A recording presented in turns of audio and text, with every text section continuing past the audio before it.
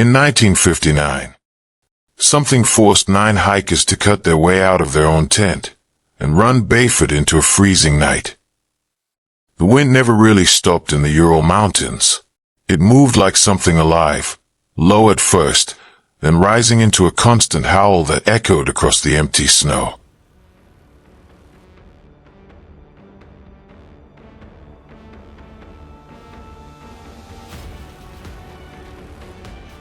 On January 23, 1959, 10 hikers stepped into that wilderness. They were young, strong, experienced. They weren't reckless people. Most of them were students from the Ural Polytechnic Institute, led by a quiet, focused man named Igor Dyatlov. They had done this before. Cold didn't scare them. Isolation didn't scare them. Nothing about this trip felt dangerous, at least not at the beginning.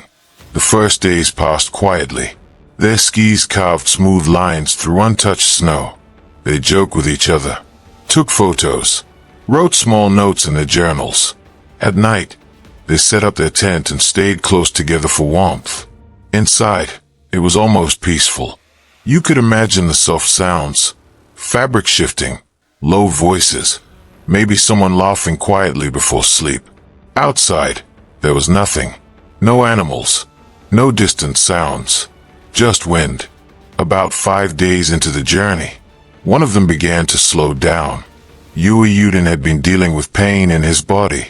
The cold made it worse. He tried to push through it, but eventually, he stopped.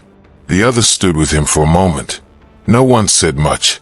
They all understood. Turning back wasn't failure. It was survival. So he left. He watched them continue without him, their figures slowly disappearing into the white distance. That was the last time anyone saw them alive. The remaining 9 moved deeper into the mountains, further from help, further from anything.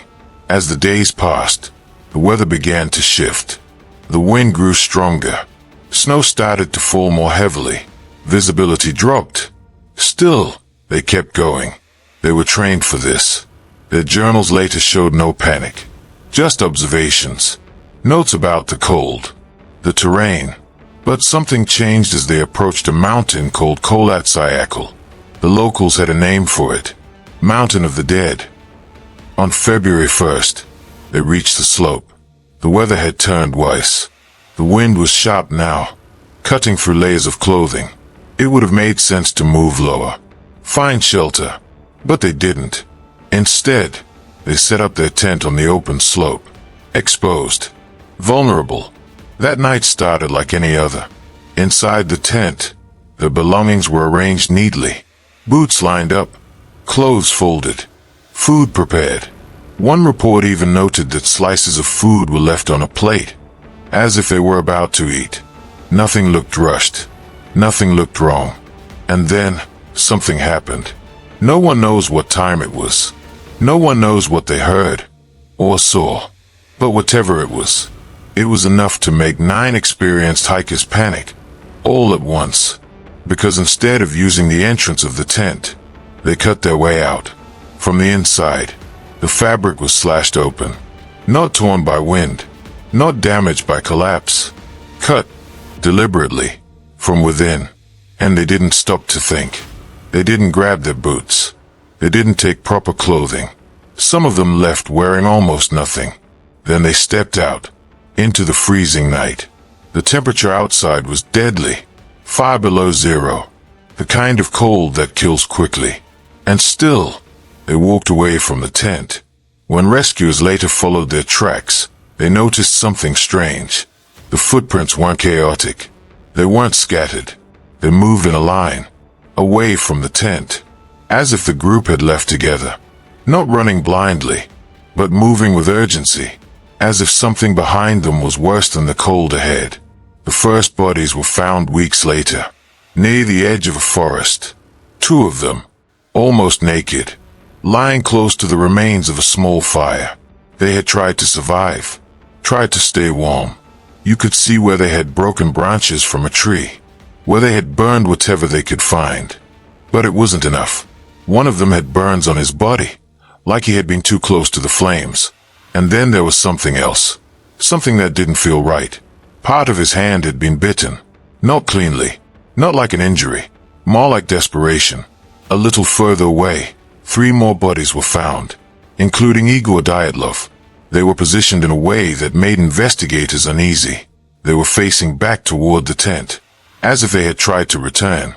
As if, at some point, they realized they had made a mistake. But they never made it. The cold took them first. That left 4 hikers unaccounted for. 4 people still missing in a frozen landscape that seemed to swallow everything. The search continued for months. Snow covered the mountain completely. Time passed. Then, when the ice began to melt, the last discovery was made. Deep in the forest, rescuers found what looked like a snow shelter. A den. Something the hikers had tried to build for protection. Inside it were the final 4 bodies. But these weren't like the others. Something about them was different. Weiss. One had a skull fracture. Another had a neck injury. 2 had crushed chests. Severe enough that it looked like they had been hit by something incredibly powerful. But there was something that didn't make sense. There were no major external wounds. No signs of a violent struggle. Just internal damage. As if pressure, not impact, had caused it. And then came the details that no one could explain. 2 of the bodies were missing their eyes. One of them, a woman, was missing her tongue. There were no clear signs of what caused it. Animals could have been responsible. Maybe. But it didn't fully explain the condition of the bodies. Or the timing. Or the rest of the scene. Nothing fit together. Investigators tried to piece it all into something logical. They said most of them died from hypothermia. That extreme cold can cause confusion. Even something called paradoxical undressing, where victims remove their clothes because they feel hot. But that still didn't answer the biggest question. What made them leave the tent? Why cut their way out, instead of using the entrance? Why leave behind everything that could have saved them? Why walk into certain death, calmly, together? And what caused the injuries? Later, another detail surfaced. Some of their clothing showed traces of radiation. Not enough to explain their deaths, but enough to raise suspicion. Rumors spread. Secret experiments. Military activity. Something hidden. Something people weren't supposed to know. Others believed it was natural. A sudden movement of snow. A force strong enough to make them panic. But the mountain didn't show clear signs of that. No single explanation covered everything. In the end, the official conclusion was vague. They said the hikers died because of a compelling natural force. Nothing more. 9 people went into those mountains. Prepared. Experienced. Careful. And in one single night, something made them abandon safety, cut their way out into darkness, and walk into the freezing cold. Even now, decades later, no one knows what they saw, or what they heard, or what made them so afraid. That staying inside the tent was no longer an option, because whatever forced them out into that night, it was strong enough to override logic, strong enough to break survival instinct. And whatever it was, it never left any answers behind. If you enjoy real mysteries like this, don't forget to like and subscribe to my channel. Thanks for watching.